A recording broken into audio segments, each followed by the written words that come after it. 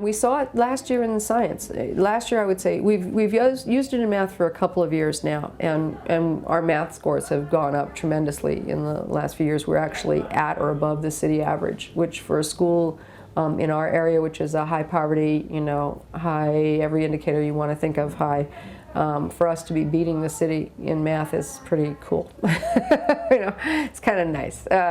And then in science, we saw a big jump last year, and I think a lot of that was due to the fact that the kids got this reinforcement of the lessons and a reinforcement of what they were supposed to learn. We went literally from having 9% of the kids score level 3 or higher on the New York State Science 8th grade test to 34%.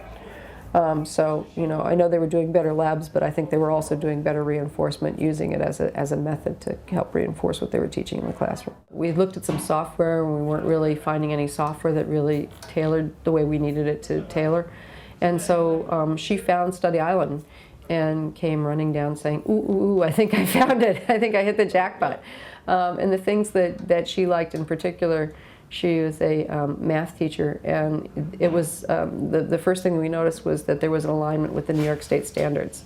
Because a lot of times you can go online and find any number of different things, but they're not aligned to what it is that we're actually doing in the classroom. She started discovering it as a way to create some tutorials. Before we even got into any kind of assessment, she was just looking at it to kind of remediate for kids who were not quite getting what she was doing, or she needed to move on to the next topic, and this was a way to help those kids who were still struggling a little bit to kind of make sure that they weren't falling farther and farther behind, that they were getting reinforcement that she couldn't individually provide, but this was a way that those kids could still get the reinforcement. We were getting better data, more timely, and more exact to what we were looking for from Study Island than we were through other systems, and we opted to create a design your own assessment rather than take the Board of Ed's interim assessment package. We designed our own with Study Island, and we used that this year.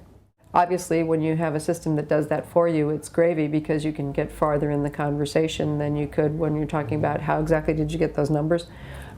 So it allows me to have further conversations in depth with teachers about, hey, I saw that these 3 kids are still scoring at, a 40% kind of range here. What's going on with that?